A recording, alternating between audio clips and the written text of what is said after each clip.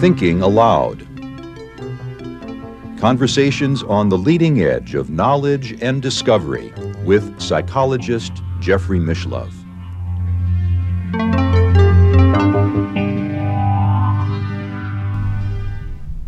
Hello and welcome. I'm Jeffrey Mishlove. This is part 2 of our 2-part series on the art of forecasting with one of the world's great futurists, John L. Petersen, who is the founder and director of the Arlington Institute. He is also author of 3 books, Out of the Blue, Strategies for 2012, and The Road to 2015. In addition, he's chairman of the board of the Charles and Anne Morrow Lindbergh Foundation. Welcome again, John. Nice to be here. It's a pleasure to be with you. We've been associated with each other through the Intuition Network for over a decade. Mm-hmm. And I know when you became involved in the Intuition Network, one of your interests was in the use of dreams, and dreaming is part of the future forecasting endeavor. Yeah, as we talked about in the last session, I mean, we're in this extraordinary exponential shift to the emergence of a new world. Mm-hmm. This is uncharted territory. There's no way, there's nothing in the past that gives you a good trend or good indication about what might be coming in this space. And therefore, it seems to me only reasonable that you should reach out to every kind of input or every kind of information that you can garner that would start to give you some kind of a sense about what might be out there. And interestingly enough, there are a number of us who've come to the conclusion that what happens in very kind of esoteric and strange and ways is that big perturbations in the future send a bow wave back into this present. Mm-hmm. And that starts to influence the way people think and how they dream and how they talk, even though they don't fully understand. Yeah. I know physicists call it backwards causality, and there have been several conferences recently on that subject. Well, I first got interested in this because what I found out was that a couple of things. Number one, I ran into a dreamer who dreamed, a Brit who dreamed for the security services and the intelligence services over, who 6 months before 9/11 started having dreams about airplanes flying into the Twin Towers, and as a matter of fact became so granular and accurate about it that 2 weeks beforehand he sent a note to the American Embassy in London and told them this was going to happen. Afterwards, after I got to know him, and I figured out that there were many people who had dreams beforehand. As a matter of fact, at one time I had something like 265 case studies that were available to me of people starting again months and months ahead of time who'd wake up in this cold sweat in the middle of the night with this most realistic dream they'd ever had of people jumping out of burning buildings and not having any idea what it was about, only to find out after 9/11 that in fact was what this was about. And so clearly there was some kind of dynamic that was going on within the larger system that was sending this information back into the present. And the question is, could you be able to gather that up and aggregate it in such a way that it could start to become predictive? So the notion of looking at dreams, I guess, is that people might block that information at a conscious level, but that it could come in through the subconscious. Apparently, I don't know how dreams work, but however they work, they do have these iconic or emblematic or whatever you might call them kind of images that show up that are more than just a replay of what happened in your day-to-day.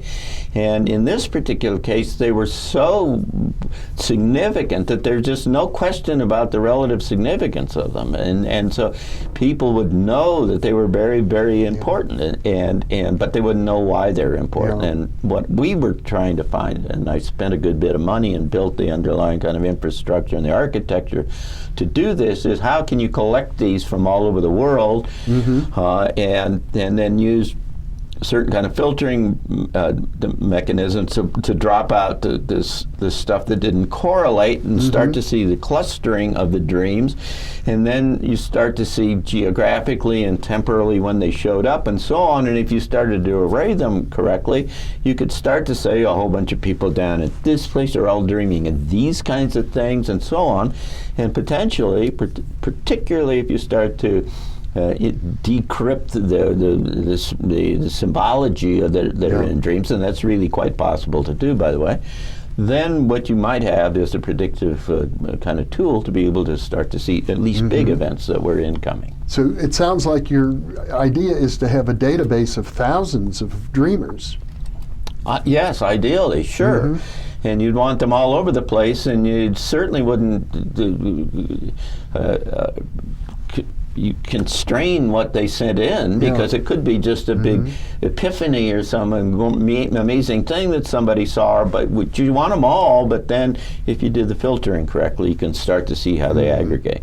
Well, in the field of intuition, of course, dreams are important. They've always been important for futurists going back thousands of years, in fact, but there are other methods as well. There are seers and oracles and intuitives.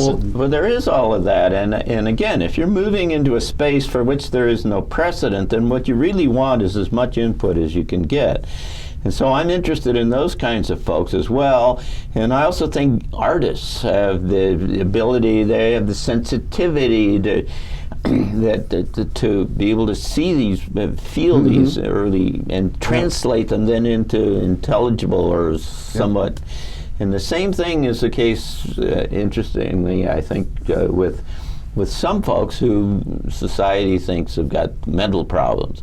I think that they're just really sensitive, and I bet some of these folks just really sensitive, and they're seeing some of these inputs, and they don't know how to deal with them in conventional terms, and neither do we, by the way, or most of us. But if you try to put these folks, all these inputs together from different ways, and gave a way where they could you could start to see them, then we might really have the capability intrinsically with what we've got right now to be able to start to see these things that are inbound. Well, one approach would be to, as you say, put a database together of thousands and thousands of people who are getting these inputs through dreams and other means that they don't even understand themselves. Another method would be to find the most talented and work. Well, absolutely. But that's easy to say, it's harder to do because you're in this space where you've never been before. And so what you need to do over time is try to winnow this out and figure out who is good. I think some people are good at, you can have dreamers and intuitives and all that kind of stuff, but it's like lawyers, there are lawyers and there are lawyers, and there are specialists, and even within specialists there are good ones and not so good ones. So what you need to do is figure out what the things that the people are particularly good with, and be able to understand that, and therefore kind of qualify and what their input is into the system, so that you raise the quality of the whole thing. Now, I know that you're very close with Hal Puthoff, who is one of the founders of the whole discipline of remote viewing, an individual who received funding from the U.S. government military intelligence establishment for well over a decade, working with remote viewers to provide information on very important cases of military intelligence. How do you evaluate remote viewing as a tool for futurists? Well, remote viewing, certainly as they did it, had a very interesting and powerful kind of predictive capabilities. Ingo Swann used to be a friend of mine. I used to see him about once a month up in New York and go have lunch with him. And one of the founders of the whole idea of remote viewing, yes. And Ingo, famously predicted 6 months beforehand where this space probe, this satellite, was going out to look at Neptune or Uranus or some place like that. what they would find. Oh, yeah, the Voyager, wasn't it? Yeah, I can't remember exactly, but in any case, and he was spot on. And Carl Sagan and the usual suspects all said, oh, baloney, that's not true. And then when the thing got up there and sent the pictures back, of course, it turned out to be true. So there are all kinds of things that in kind of short term or relatively short those kinds of capabilities and intuitives, I think, have a great deal to contribute in those kinds of terms. When you start to get out further, then the branching and the options and the decisions start to get muddy, and so it's really hard, I think, in long distances. Regardless of what you think about Edgar Cayce and any number of the other folks, it's kind of harder. So what you're suggesting is that the future becomes cloudier the further out you get. It becomes cloudier because people make decisions, right? And you don't know what decisions they're going to make. I mean, there's this whole business about having the ability to have free will, right? Well, free will means that you can decide one way or another, and each time you make one of those decisions, and then the kind of futures that are possible shift because you've made a different kind of future, and some things aren't possible and some things are possible. And so as long as you got millions of people and billions of people all making decisions, then the whole thing is, in one sense, it's variable in but of course, that presumes that you don't have some kind of input from somewhere else that's kind of shaping the whole thing from a strategic point of view. If you had the big chess master up above who was kind of designing the game and because they were interested in the future of humanity and where we needed to go, then maybe the decisions that you had to make were circumscribed by something somewhere or somehow. So you seem to be implying that in the realm of intuition, there's a certain amount of misinformation that we may be getting. It's like life. I mean, we work our way through life all the time, trying to figure out what's right and what's not, and whether they've shut off the road to go to the Treasure Island Hotel, and then you got to make a detour or some other kind of thing. That's just the way it is. Let me ask you this. I know that there's channeling is an interest of yours, and there's one particular entity named Cryon who speaks through a channeler, and you regard his forecasts to be highly reliable. Yeah, my friend Lee Carroll is kind of the original channel for Cryon, and it started almost 25 years ago. And one of the things that gives credibility to this to me was that he was not interested in any of this and didn't want to do it, and all of a sudden it just kind of showed up and said, started. But what Cryon says is that he's the entity and that we can't relate to it in any kind of way, and it has no name, but he was responsible for building the science in this part of the universe.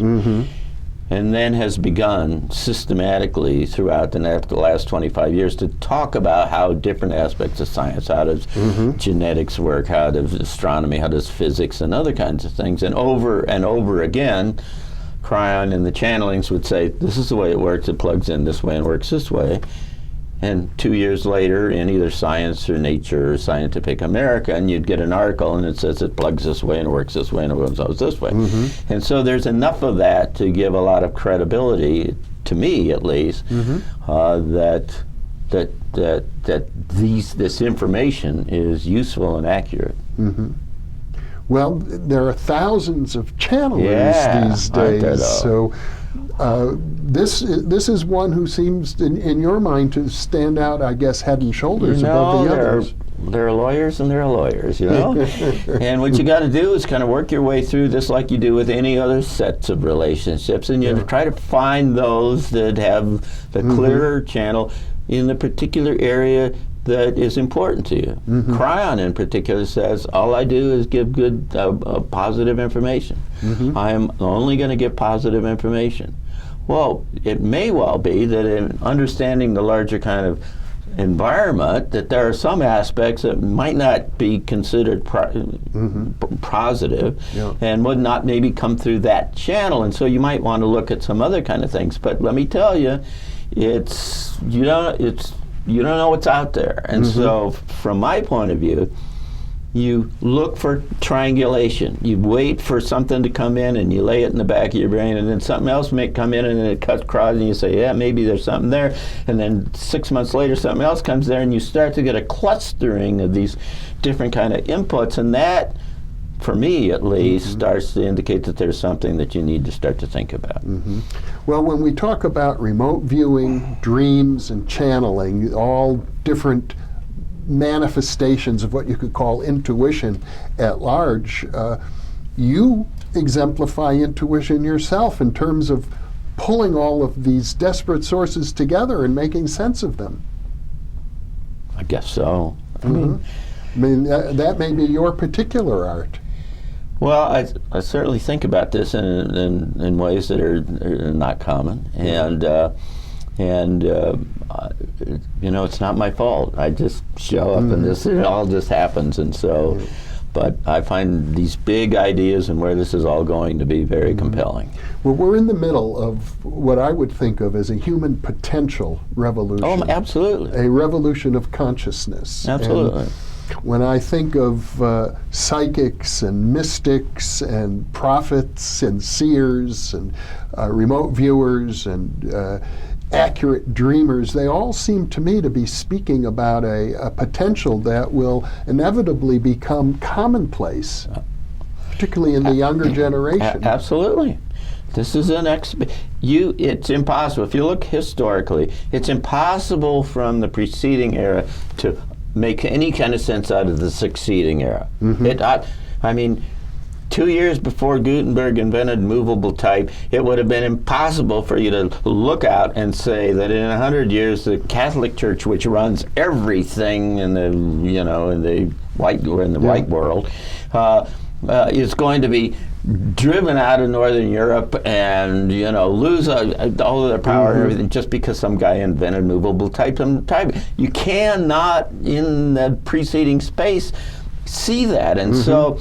And this is in spades. This is 10 times at least more change that's happening in a 10 times shorter period of time. And what's going to come out of here is a new human and a new world. It's an absolutely new human with new characteristics and new capabilities. And that is going to change the values, and it's going to change the perspectives, and it'll drive down into the systems, and a new world's going to come out of it. And for someone such as myself, I'm a parapsychologist, and it's comfortable for me to say, well, people will be more psychic, but I think what you're suggesting is I can't even begin to imagine what that'll be like, because there'll be genetic changes and technological changes. Well, if you go out and wander around in the strange spaces where some of these folks talk about these possibilities, I mean, you get folks who seem to have an opinion, and a reason to have an opinion, that say you may not have to eat or drink, you don't need food, that you'll be able to manifest things like right away, that you'll be able to see auras and be able to look at somebody and know immediately whether they're telling the truth and about their background and how do they feel. It just kind of goes on and on about I mean, if that happens, there are no politicians, you get rid of the advertising industry. I mean, there's all kinds of things that go away. If you manifest things, you don't need any economy in the traditional way in which we think about it. Manifest things is an interesting phrase. I know you quoted Cryon at one point as saying about humanity, you can do anything. I mean, really, anything. Sure. I mean, I just came from 2 weeks ago at a workshop with Joe Dispenza, Dr. Joe Dispenza, which is all about manifestation and how you get into the space, that narrowly defined kind of very large space where you drive intention and emotion together, and in that space then creation shows up. Yes. And I think that we're on the beginning and the leading edge of humanity, kind of writ large, or at least in this leading group, is starting to learn how to do that in a regular kind of and predictive way to then shape our new world and build the new world. Yeah. One futurist whom I interviewed years ago in the original Thinking Aloud series, you probably know, Barbara Marx Hubbard. Oh, I do know Barbara, yes.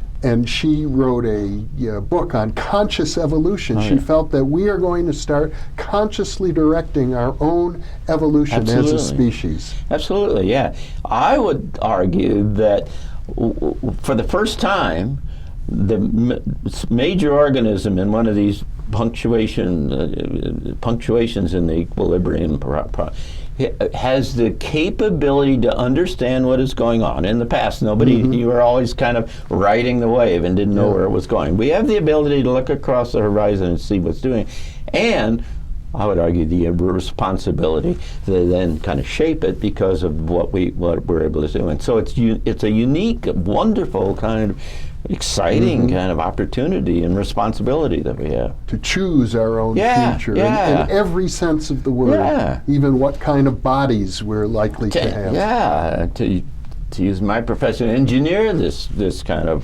future. And I get a sense when I see many young people these days with metal piercing. It seems to be a very popular fad. It's not one that I am involved in. You don't have any tattoos? No tattoos, no piercing. But it seems to me it's like a precursor for a kind of synthesis of the human being with our technology. These are deep structural things that are happening about who we are and how we feel and our ability to deal with and resonate with all of this kind of change. And I guess I would argue that these kind of indications represent the inability of the individuals to effectively kind of deal with the particular situation. I mean, you could also talk about families and lack of jobs and other kind of things, but I think in the music and I think in these kinds of body piercing and tattoos and things that it represents something much broader. Like I told you, I have friends who are art authorities who say that they can look at art, modern art, and they can tell you from the modern art what that reflects in terms of what's coming downstream. And I think the same thing, if you read it, you could see it in popular music, you can see it in these kinds of things. Well, if we look at the history of art over the last 100 years, there's been a huge shift from representational art to abstract art, cubism, futurism, Dada, all surrealism. All of these movements are suggesting a whole different understanding of reality itself, and it's combined with similar developments in fields like quantum physics. Oh yeah, sure. And you know, I think we're on the edge of figuring out that our ideas about all kinds of things in science are narrowly defined and temporal models, the best that we can understand right now, and you know, and physics may not work the same somewhere else where we can see with a telescope as it does now. It may not work the same here in 20 or 30 years because of the context or the environment or whatever. I mean, it's just, there's a lot of unpredictability about all of this. Many of my friends who are in the physics and consciousness movement believe that everything we know about physics is really only a statement about our consciousness. Of course, but necessarily. I mean, you're not going to think of anything that you haven't thought about, and what you think about is derived from who you are and who you think you are. And so as that changes, it opens up and presents more options and possibilities. Well, for the average person viewing this interview now, they may be overwhelmed by the thought that there are almost infinite possibilities that await us. What advice might you offer our viewers? Well, you need to, first of all, the answer to everything is inside of you, and if you you know, I grew up as this kind of very conservative kind of Christian, and I learned all these Bible verses. I was taught all these Bible verses, and one is, "Ask and you will receive." You know, "Seek and you will find. Knock and it'll be open unto you." You know, that turns out to be literally true. And I really believe that if you go into the larger system and you ask and you say, "This is what I want," and you're serious about it, and by the way, you put a little behavior behind it, that in fact you'll be able to deal with what you need to be able to deal with, because the universe or the system or whatever, the source, will start to deliver these kind of possibilities to you. Yeah. And so it's all there. You'll get taken care of. You just got to trust. It's kind of like trust the Force, Luke. You know, it's like the movie. Well, I can testify based on my experience that you're right. I feel like my life, the creation of this video series, my work in parapsychology, my work in the media going back to the early 1970s seems to have been guided, and it's as if there were invisible hands helping. And I have to say, for me at least, that all began when I made a decision to focus on the most positive things I could in life. Yeah, absolutely. Well, you get what you think about, you know. And so if you're watching television and listening to the news, what you're doing is reprogramming all of that stuff in it all. And if you think that's important, then it's important, right? Yeah. It's important to you. And so this is in the time that you have to start to think about other things. You think about who you can be, think about the new world. I mean, we should put our force into trying to build this new world, not trying to save the old one, because it's not savable. Well, that's it's a little bit unsettling and also quite optimistic. No, it's not just how it works. Yeah. It works. You go to college and you graduate, and it's not the same going forward as it was before, you know? Well, John L. Petersen, once again, what a pleasure it is to share this half hour with you. You're a visionary and a prophet and a great synthesizer of many, many streams of human knowledge. Thank you. Thank you so much for Nice being to be with with you, me. Jeff. And thank you for being with us.